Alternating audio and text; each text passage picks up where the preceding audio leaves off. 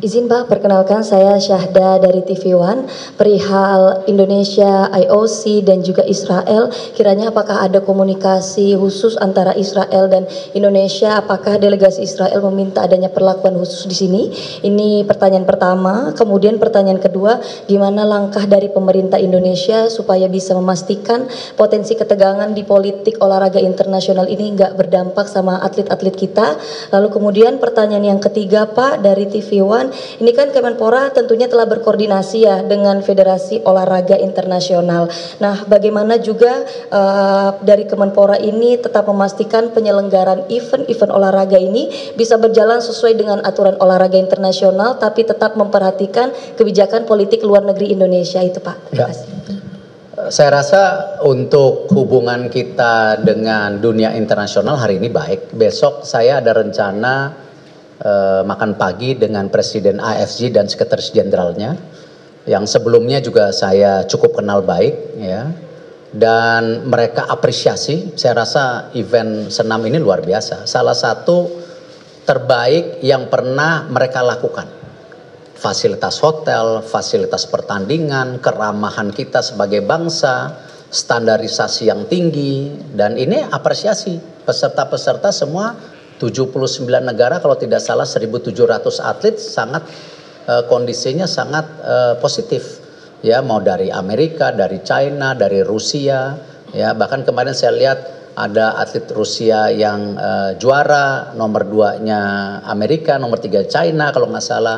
Nah, ini yang penting dalam arti kita mempersiapkan event itu, dan saya rasa banyak sekali event-event internasional di Indonesia diacungkan jempol, ya, karena memang kekuatan dari bangsa kita itu melayani dan keramah tamahan, dan ketika kita melakukan event biasanya kita berikan yang terbaik. Nah, untuk masalah tentu kontak kita dengan tentu Persani itu yang sejak awal kita bilang tolong diantisipasi, dan itulah kenapa kita akan mengeluarkan surat edaran, ya, yang mestinya udah di meja saya nih Pak Wamen, Pak Sesmen saya belum teken, untuk kepada seluruh PB bahwa mereka harus konsolidasi, koordinasi dan keterbukaan dengan kita. Kalau ada event-event besar itu 2 tahun di muka, ya, karena kan nggak bisa kalau mendadakan anggarannya belum tentu ada, ya, persiapan seperti apa, hal-hal ini harus memang di planning benar, terutama tadi atletnya siapa yang tanding, bagaimana persiapan itu. Nggak mungkin kalau 6 bulan, ya, terlepas daripada PB itu punya tentu event-event internasional, tapi kan ketika kita jadi tuan rumah, paling tidak atlet-atlet kita juga mengibarkan bendera kalau bisa itu, ya. Orang kita ngirim ke luar negeri aja kalau bisa serius, apalagi sebagai tuan rumah, nggak bisa hanya jadi penonton. Kita harus berikan yang terbaik, karena tadi kebanggaan kita sebagai bangsa ini harus tercerminkan. Nah, itu yang kita lakukan. Jadi ya kembali saya rasa baik hubungannya.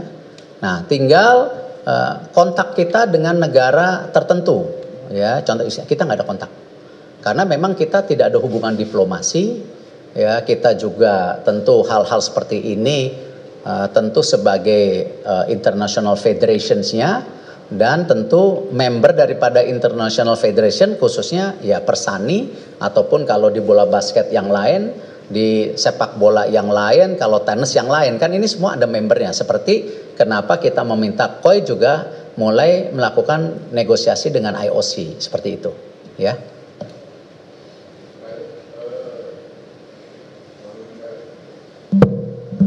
Mohon izin Pak Erik, waktu penolakan Israel ini kan bukan hal aneh Pak. Waktu Bapak dari CDM Olimpiade London 2012, atlet Ira nggak mau bertanding lawan Israel.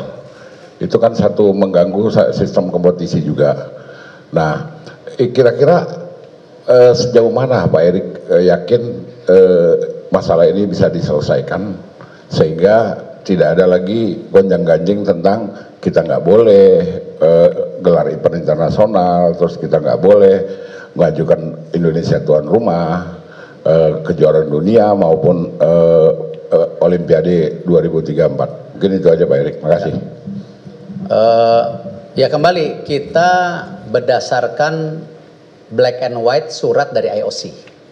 Itu saja yang kita coba komunikasikan baik melalui COI dan IOC ataupun PBPB dengan International Federationsnya. Itu yang kita bisa lakukan. Ya, tetapi tentu payung hukumnya sendiri tadi saya sampaikan sudah jelas. Ada Undang-Undang 1945 dan kita juga mendukung daripada solidarity, tentu olahraga nasional apalagi internasional. Ya, tidak ada diskriminasi, tetapi secara bersamaan kita juga masalah isu keamanan menjadi penting. Ya, ini hal-hal ini yang kita lakukan, dan yang paling penting tadi nggak boleh mendadak, karena concernnya kita tidak hanya jadi tuan rumah yang baik, tapi persiapan atletnya harus baik. Jadi kita ngelihat dari black and white-nya, karena kita tidak mau punya pandangan-pandangan lain, takutnya malah menyalahi daripada proses yang sedang dibicarakan. Dua. Izin Pak Erik, saya Niken dari Kompas TV. Izin bertanya Pak, apakah sudah ada komunikasi dengan Pak Presiden NOC Indonesia Raja Sabta Oktohari, karena kebetulan beliau ada di Manama, Bahrain. Mungkin adakah laporan khusus kapan beliau akan dipanggil oleh IOC, karena kita lihat poin keempat, IOC membuka diskusi antara NOC dan juga FIG. Terima kasih Bapak. Ya, yang dibaca dengan baik berarti. Pak Okto langsung berangkat waktu itu tanggal 19. Dan kita tiap hari melakukan komunikasi ya, bahwa apa langkah-langkah yang kita lakukan. Ya, saya rasa KOI dan Kemenpora hubungannya sangat baik, seperti juga kami dengan KONI. Dan itu yang saya minta PBPB juga harus introspeksi diri. Ya, mereka jangan menjadi bagian tersendiri di dunia olahraga, ya. Apalagi Kemenpora sudah membuka diri berintrospeksi. Nah, PBPB juga gantian, mesti introspeksi diri gitu. Jadi kita kontak langsung dengan Ketua KOI, ya, dan bagus komunikasinya. Dan dunia internasional pun dalam pembicaraan yang saya dilaporkan oleh Ketua KOI, Pak Okto juga masih sangat positif tone-nya kepada Indonesia. Karena tadi sejarah kita melakukan event-event internasional cukup diacungkan jempol. Nah, tapi tentu ada kompleksitas isu politik, isu keamanan. Ya, kembali kita harus memastikan event ini berjalan dengan baik. Gitu. Ya, Pak. Bismillahirrahmanirrahim. Saya Abdul Susila, Pak, dari cnnindonesia.com. Pertanyaan pertama. Pemerintah Indonesia punya ambisi menjadi tuan rumah Olimpiade 36 kalau tidak salah Pak.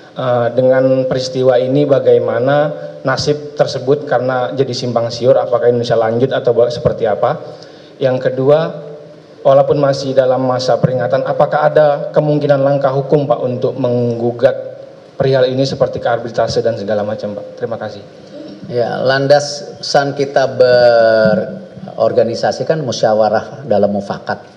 Mungkin kita ajarkan juga pihak luar negeri mengenai musyawarah dalam mufakat gitu ya. Sama juga ketika kita mengajarkan dunia Bhinneka Tunggal Ika kan sama. Sekarang di mana-mana melihat fondasi daripada kebangsaan kita diakuin. Nah, hal-hal ini yang kita coba sampaikan ya. Jadi itu bukan sesuatu harga mati. Nah, kalau dari surat sementara diberhentikan ya, belum ada komunikasi ya. Itu yang kita coba nanti melalui KOI untuk bisa membantu, kita supporting system saja. Tapi kalau stand kita bagaimana sebagai pemerintah, ya kembali ada undang-undang, ada masalah isu keamanan, dan juga yang terpenting eventnya jangan sampai terganggu, karena kita tidak mau menjadi tuan rumah yang tidak baik. Ya, seperti di SNAM itu 79 negara, berbagai negara yang sedang bertanding, kita harus pastikan eventnya berjalan dengan baik gitu. Jadi itu posisinya. Terakhir, mohon izin, silakan sebut nama dan medianya. Selamat sore, saya Majid dari Tribun News, Pak Erik. Pak Erik, ini penegasan aja, jadi ketika nanti Pak Okto berdiskusi dengan IOC, berarti kan langkah dari pemerintah Indonesia itu kita menolak ya Pak. Kalau misalnya nanti ada atlet Israel lagi atau ada event internasional lagi dengan kita punya undang-undang itu, terus kita juga tidak mengakui, berarti ke depan hanya penegasan aja Pak, berarti tidak akan ada lagi, maksudnya atlet Israel yang akan berlaga di Indonesia atau seperti apa Pak? Itu aja, terima kasih. Ya, pada hari ini posisi kita jelas, untuk isu keamanan kita prioritaskan, stand daripada undang-undang sudah ada. Tentu dengan geopolitik yang terjadi ya kita lihat lagi, kan saya tidak tahu seperti apa ke depan. Ya, tetapi posisi hari ini kita mengambil posisi ya bagaimana tadi concern daripada isu keamanan, jangan sampai nanti event ini justru menjadi event yang gagal, tidak baik, apalagi kalau sampai menjadi kontraproduktif gitu ya. Tapi kalau secara global kita pantau saja isunya seperti apa gitu. Cukup? Izin Pak, satu. Oh ya, saya Riwangsa dari Faktual Pak. Tentu ada dua pertanyaan nih Pak. Pertama, tadi sudah jelas, tentu ini akan berefek kepada program yang sedang digiatkan oleh pemerintah, yaitu sport tourism. Bagaimana penilaian Bapak tentang efek dari sanksi ini ya terhadap itu? Kedua, tadi ini antar government ya Pak, Israel dengan Indonesia. Sekarang bagaimana kalau atlet Indonesia bertemu dengan atlet Israel di event di luar Indonesia? Mungkin itu Pak, terima kasih. Ya, kembali kalau kita stand sebagai pemerintah jelas. Tadi saya ulang-ulang lagi mengenai undang-undang dasar, mengenai stand kita menjadi tuan rumah yang baik, keamanan. Dan tentu ya tadi seperti banyak negara hari ini tidak hanya Indonesia. Ya, banyak negara juga sedang menghindar daripada pertemuan-pertemuan seperti itu. Nah, posisi kita juga pasti kalkulatif. Kalau bila ada ya pertemuan pertandingan seperti itu, kan itu salah satunya. Dan tentu kembali daripada PBPB harus punya visi yang sama, ya, misi yang sama.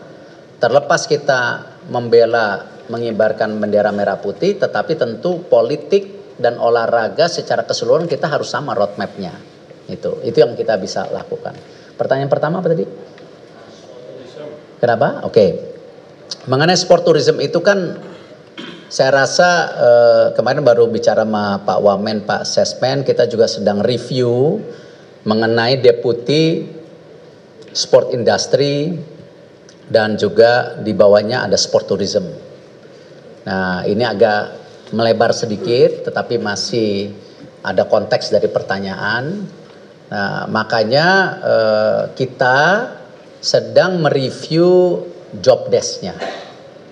Salah satu yang pasti kita tidak mau ketika sport industry di bawah Kementerian Pemuda dan Olahraga ini komplikasi antara regulator dan operator.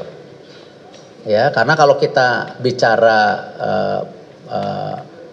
yang namanya sport industry, apalagi kita bicara professionalism, ya kita harus beri kesempatan private sector untuk mengembangkan. Ya, federasi mengembangkan, bahkan atlet-atlet yang bertanding secara profesional kita harus dorong. Salah satu yang saya sudah sampaikan ke Pak Menteri Keuangan waktu itu, mungkin nggak ke depan bahwa kalau atlet-atlet kita yang bertanding di luar negeri dan juara, uang juaranya tidak kena pajak. Ya, ketika uang juaranya dikirim balik ke Indonesia, ini kan juga lumayan devisa. Jadi bukan hanya pekerja migran, tapi atlet profesional kita yang bertanding di luar negeri juga paling tidak dia bisa menjadi bagian membangun ekonomi kita. Nah, itu salah satu yang kita lagi bicarakan. Ya, artinya apa? Kita sebagai regulator, bukan operator. Ya, kalau nggak nanti tumpang tindih semua. Kasihan atlet-atlet yang sudah berkembang seperti Janice Chan. Saya rasa dari Kemenpora kita tidak ikut peran. Itu benar-benar orang tua dan atlet. Nah, supportingnya apa? Ya supportingnya tadi. Ya siapa tahu kita bisa merealisasi aturan pemerintah. Atau mungkin suatu hari ketika memang masih cukup umurnya dia menjadi tim olimpiade, kita juga bisa menjadi bagian menjadi sistem kita. Karena kalau tenis itu kan memang dia sirkuit berbeda, tidak seperti event lain ya. Nah, ini yang kita juga mesti terbuka. Sama sport tourism juga kita harus menjadi perhatian khusus. Saya bilang kalau kita mendukung sport tourism, kita juga